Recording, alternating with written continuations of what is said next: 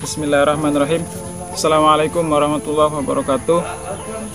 Selamat pagi siswa-siswiku kelas 6 SD Bina Bangsa 02 dimanapun berada. Bertemu lagi bersama Bapak Medi Siswanto dalam rangka untuk melanjutkan kegiatan belajar mengajar kita melalui video. Bapak hari ini akan memberikan materi paparan untuk pelajaran muatan lokal kelas 6. Yang pertama adalah peralatan panen dan pembersihan, dan yang kedua adalah peralatan pasca panen. Jadi dua itu nanti akan Bapak paparkan dalam video ini.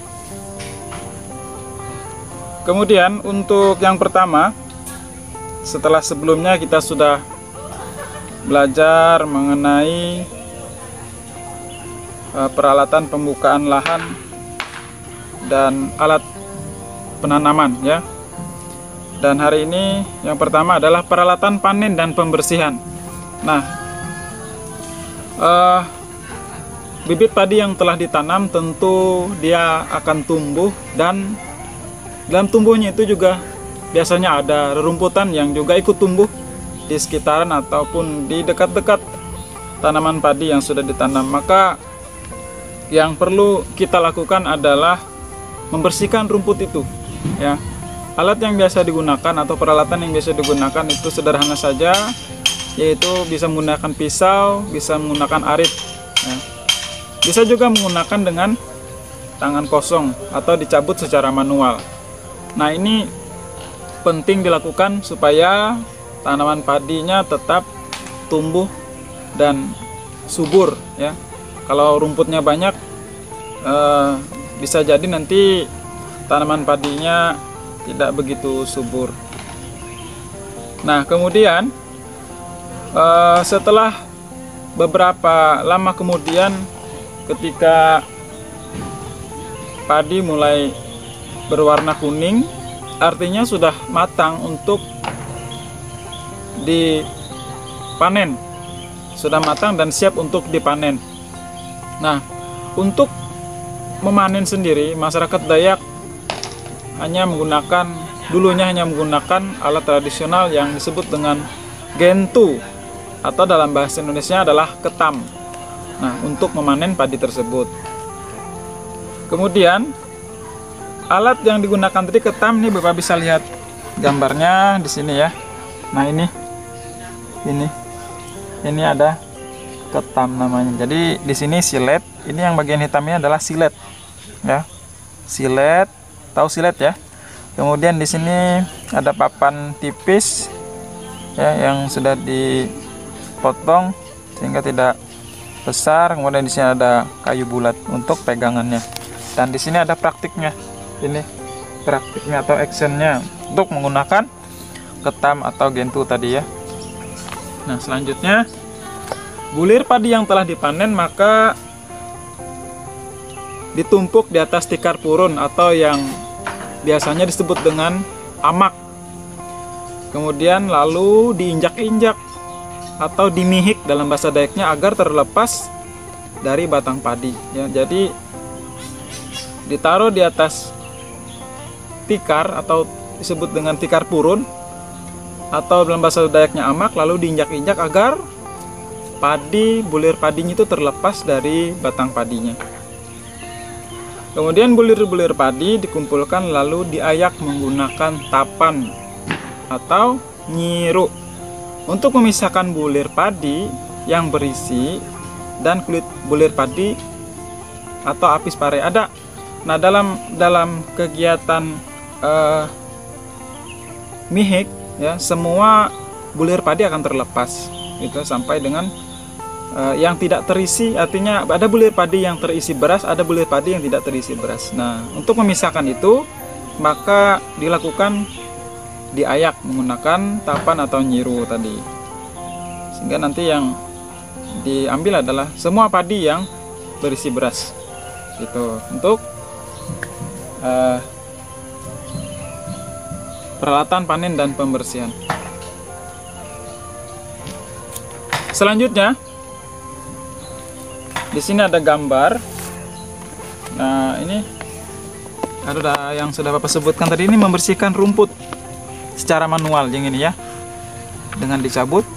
Ada juga melakukan dengan penyemprotan herbisida agar tumbuhan-tumbuhan yang seperti rumput dan sebagainya yang dapat mengganggu pertumbuhan padi, maka disemprot dengan herbisida. Dan masing-masing ada keunggulan dan kelemahannya. Ada keunggulan dari mencabut rumput atau membersihkan gulma secara manual, yaitu tanah akan tetap subur.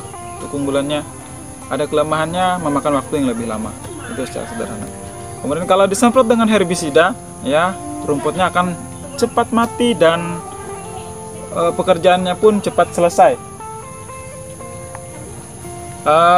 Tapi kelemahannya dari penyemprotan herbisida, tanah menjadi tidak lagi begitu subur nantinya, karena bahan zat kimia yang ada di herbisida itu mengendap ke dalam tanah, gitu ya.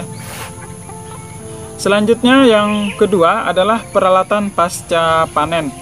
Nah, ada peralatannya di sini ya, peralatan pasca panen. Yang pertama ada perontokan padi.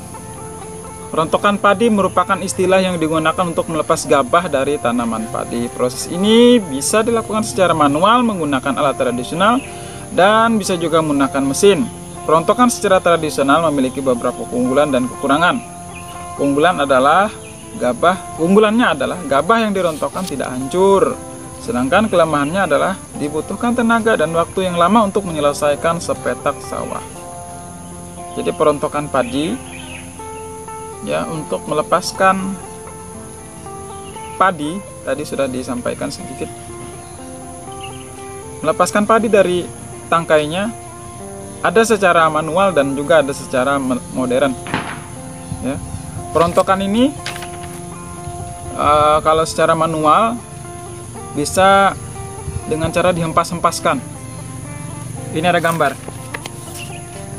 Nah, di sini ada gambar nih. Cara melepaskan bulir padi dari tangkainya secara manual, yaitu dengan dihempaskan di papan yang telah dibuat khusus. Ini menggunakan kaki secara manual, yaitu dengan diinjak-injak. Tadi diihik namanya, atau mihik bahasa Dayak Kahayan. Dan di bawahnya ini ada menggunakan mesin. Nah, perontokan bulir padi secara modern. Tentu ini ada kelemahan dan kekurangannya masing-masing.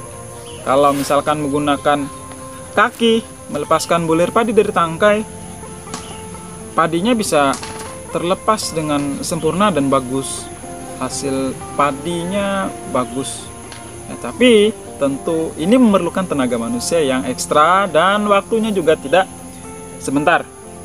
Kemudian misalkan menggunakan alat modern, mesin seperti ini, tentu keunggulannya adalah pekerjaannya lebih cepat dan manusia tidak begitu mengeluarkan tenaga ekstra, hanya sebagai operator saja untuk mengatur mesin. Sedangkan kelemahannya sendiri, padinya kadang bisa hancur. Ya itu. Jadi masing-masing ada kelemahan dan kelebihannya ya. Nah, itu mungkin saja yang dapat Bapak sampaikan untuk video kedua ini. Bapak harapkan semua bisa menyimak dan tentu memperhatikan dengan video ini, dan yang belum nonton video sebelumnya Bapak harapkan juga tonton. Di situ ada tugas, karena masih banyak siswa yang belum mengumpulkan tugas muatan lokal untuk video yang pertama kemarin. Gitu ya. Selanjutnya tentu setiap akhir video Bapak akan sematkan tugas buat kalian. Tugasnya cuma satu, dan mohon untuk dikerjakan karena tugas ini membantu kalian dalam mengisi nilai pada rapot semester. Ya, jangan sampai tidak dikerjakan. Tugasnya adalah berikan pendapatmu keuntungan dan kerugian dari penggunaan alat pertanian tradisional dan modern. Jadi nanti dibikin 2 jawaban. keuntungan dari alat pertanian tradisional itu apa? Kerugian alat tradisional itu apa? Yang kedua nanti keuntungan dari menggunakan alat pertanian modern apa? Kerugian menggunakan alat pertanian modern itu apa? Gitu ya, dijelaskan. Ya, terima kasih Bapak sampaikan untuk perhatiannya. Jaga kesehatan kalian di rumah dan tetap semangat dimanapun belajar. Bapak akhiri. Wassalamualaikum warahmatullahi wabarakatuh. Selamat pagi.